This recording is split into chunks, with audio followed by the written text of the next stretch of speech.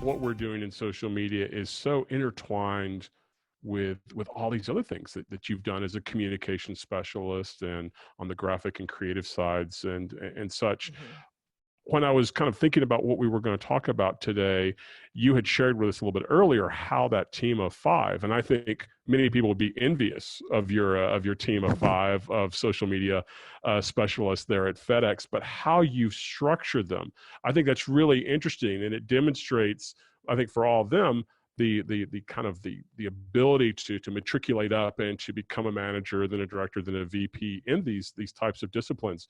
Could you talk a little bit about kind of the titles and job descriptions of those five people? Because I think how you have structured it is representative of where social media is today in 2020.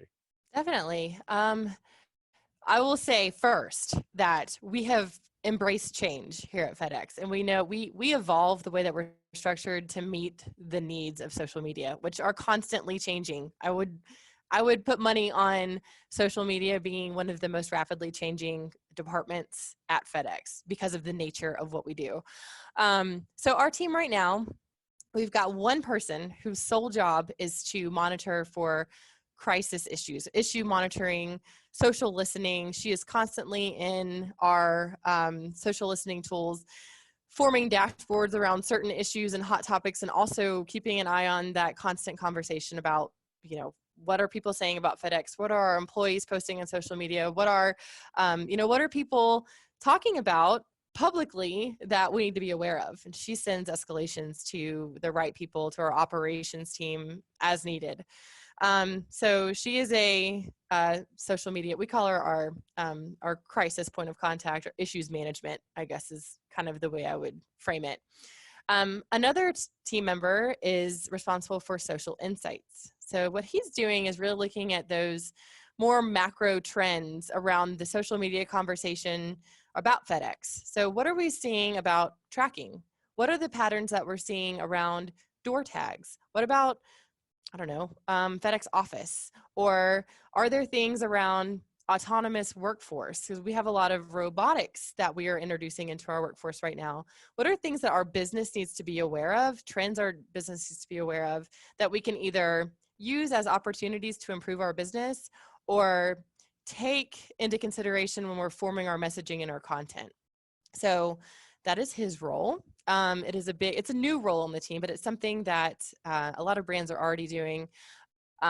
So we're building that out right now. So that is his main job. And then I have community managers. One person manages both Instagram and Twitter. She also works with our regions to make sure they know what content we have coming up. Another person is responsible for influencer work and Facebook. And then another one works on LinkedIn and our executive LinkedIn presences.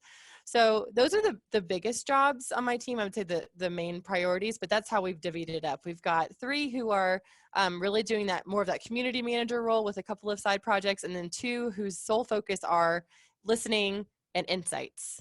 Because we know that is critical for managing our reputation, especially with the amount of conversation around FedEx and social media right now. Going back to some of the social chatter that you mentioned, where you're getting a lot of mentions and where people are kind of talking the most, have you seen some shifts over the years in channels? Are you starting to see people gravitate more towards channels you never thought really social chatter would be used before, maybe where people would ping you and tag you more? Any kind of changes? Yes, definitely. It changes so fast.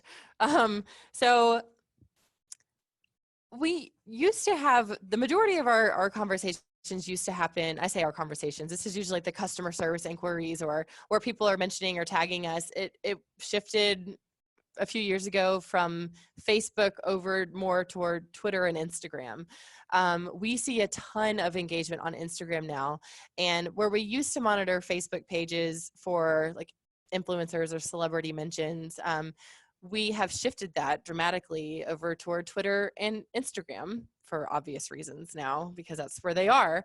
And now TikTok is a thing that we are seeing our brand mentioned on as well. And that's not a platform that we historically have managed or have built a strategy around, but we are looking at that now as that platform continues to grow. So Yeah, it shifts a lot. But right now, I would say we are seeing much heavier and a faster growth in the Instagram conversation, and the number of times that we were mentioned on that platform, people using that direct message function. Same with Facebook Messenger. I think the conversation has really shifted from a people posting on our wall to people sending us messages on Facebook Messenger. But by far, Instagram has seen the most growth in recent days. There was also a shift whenever Twitter switched their platform from a social media platform in the App Store to a news platform in the App Store.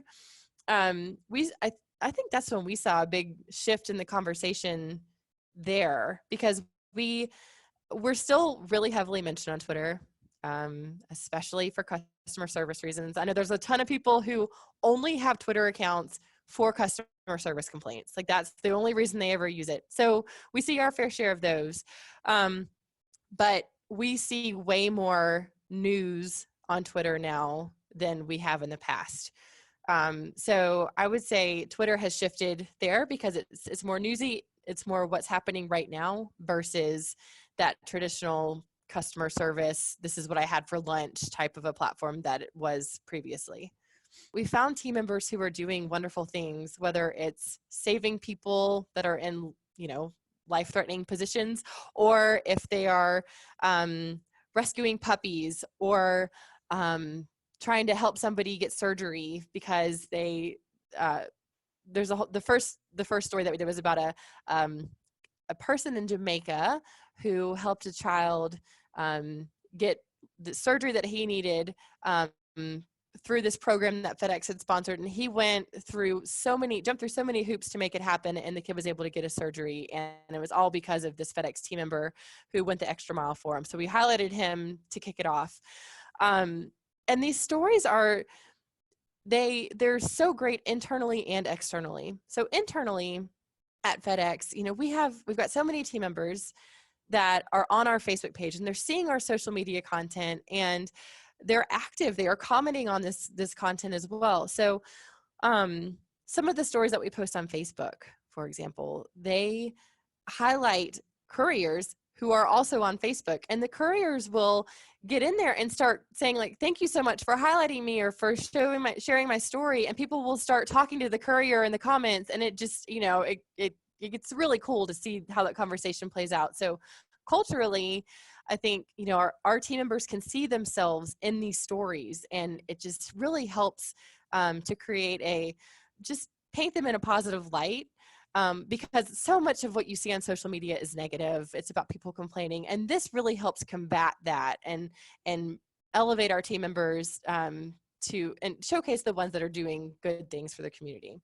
And when you highlight them in social media too, it helps make that attitude contagious. People want to be part of the percentage of team members who are doing great things for their community. So, I mean, recently we've seen tons of videos shared of our couriers there's one that was folding a flag that had fallen on the ground. One that was shoveling snow for a customer when their doorstep was just completely covered. We've had a few of those. We've actually just had another flag folding story that popped up yesterday, maybe. So, I mean, one. Yeah, there are so many great things that our team members are doing, small things and big things that we can highlight through this campaign.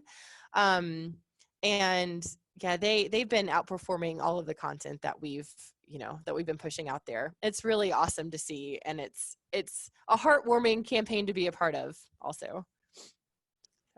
Alex, this made possible by program is just phenomenal. I do want to talk a little bit about measurement and ROI. You are a business that's all about numbers and tracking everything.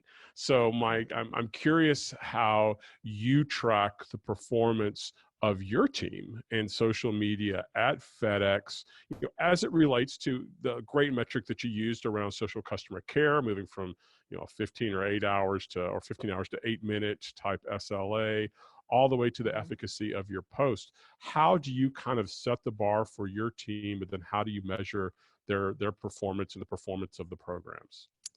Isn't social media measurement like the golden question? Like, doesn't everybody wonder, like, how do I justify the amount of money we're spending on social media? I can try and answer that. So we have a few different ways that we measure. It just depends on what you're talking about. First, the biggest thing for us, we sit within corporate communications. So for my team specifically, I think reputation measurement is probably the biggest scorecard for us. If we can point to year over year or month over month reputation growth and enhancement in certain areas, we consider that a success. So for example, let's say that this month we see that our reputation scores in trust, in the trust area, are at, we'll say, a 7 out of 10. And so we focus a lot of our time and effort to create content that shows that you can trust FedEx as a company. If we see that that grows to a 9 out of 10 next month, then we will say what we're doing is working, and we'll continue investing in that.